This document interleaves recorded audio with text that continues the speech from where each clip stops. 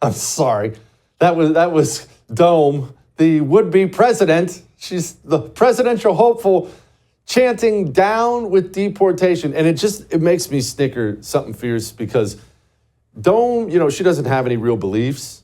Her beliefs are whatever the crowd or interviewer wants her to have at any given moment because she doesn't have a soul of any kind. It's just whatever she thinks she's supposed to say. And now it's burning her because in her entire career, she's grown up as this California communist who just has chanted or said whatever the crowd wants her to say. Now it's getting her in trouble. Joining me now, Kingsley Wilson, the digital media manager for the Center for Renewing America. Kingsley, it gives me the snickers terribly watching how much this woman's mouth has walked her into trouble repeatedly.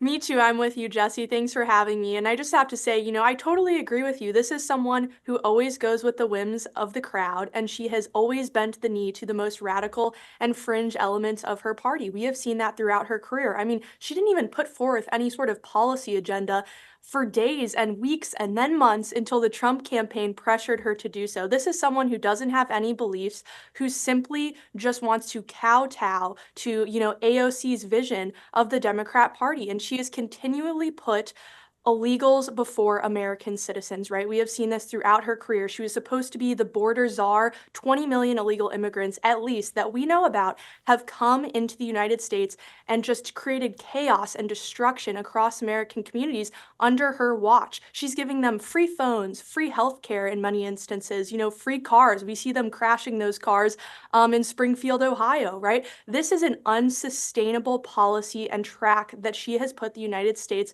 of America on. We cannot have another 4 years of her leadership because we know Joe Biden's asleep at the wheel, right? He is totally not there cognitively. Kamala Harris is the one who owns his policy record. So, speaking of no policy positions, I did see that we're now issuing travel alerts to Haiti. If you travel there, you might be murdered and raped. So that's a very, very lovely place. We're, of course, importing those people here in mass, completely remaking America's Midwestern towns. It's more than just Springfield, Ohio. My question, Kingsley, is do the American people, do a high enough percentage of American people care enough to vote that kind of stuff out? Or are we so dumbed down and demoralized that we can't overcome that?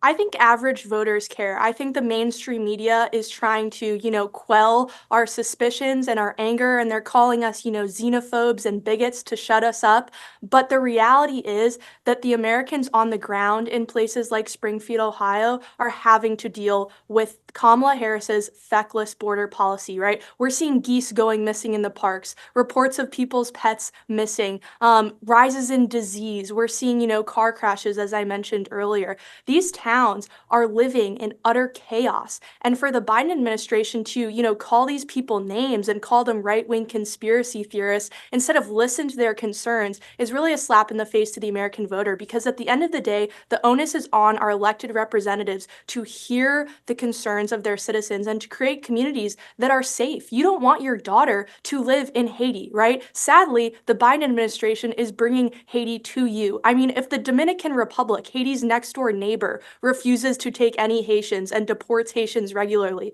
the United States should not be taking a single one of these people. These are people who practice voodoo, who don't believe in the American Constitution, have no idea of our cultural founding. They don't belong here, especially if they're coming here illegally. Speaking of coming here illegally, the Arizona Supreme Court just ruled that 98,000 people with unconfirmed citizenship can vote. That is quite a thing, Kingsley. Exactly how many illegals are going to be participating in this next election? I'm sure they're not going to be voting for Donald Trump. Right. I think, those illegal voters often tend to vote with the dead voters, right? They're pretty reliable Democrat strongholds. But I think in all seriousness, we need to be vigilant this election because illegals are going to be casting ballots. We've already seen that in places, as you say, like Arizona. In North Carolina, when you go to register to vote, I encourage everyone to go take a look at the registration form on their state's website. You do not need a social security number. You don't need an ID. You can simply provide a pay stub or a bank account amount to prove residency. Of course, illegals are able to get both of those things in Joe Biden's America. So illegals are going to be voting in this election. And that is why it is so critical that we pass things like the SAVE Act. We're already starting to see Republicans cave on that when early voting in Pennsylvania, like places, is underway. We are going to be at risk of losing this election. You know, the Democrats love to talk about foreign election interference, right? This is foreign election interference. This is non-citizens who are coming across the border under the Biden-Harris regime, and they are casting votes and subverting the democratic will of the American people. We cannot stand for that. And it's not just a Republican talking point either. You hear that on CNN, on MSNBC, that this is some conspiracy. The Biden DOJ just 2 weeks ago announced that they are prosecuting an illegal woman from Guatemala who voted in the 2016 and 2020 elections in Alabama. So this is not something that doesn't happen. The Biden administration is aware of this, and they are making it easier for illegals to come here and then to vote because, as you've said, reliable Democrat voters.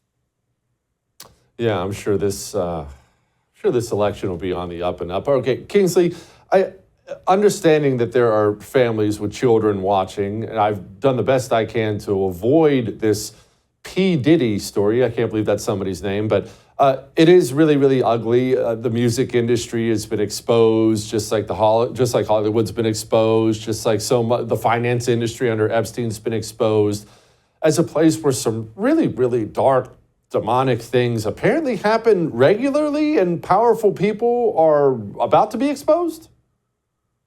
I think absolutely, and you're so correct. This is something that we have seen on the Democrat side that they have ignored for decades. This kind of disgusting and degenerate behavior has been going on, and it has been, festering into our culture and our politique, right? And for our kids to watch movies with these sorts of people or to, follow Hollywood stars, I think is something that every parent should be concerned about because we see this kind of disgusting stuff going on behind closed doors. And, Diddy is someone who has been hobnobbing, so to speak, with a lot of Democrat influential people.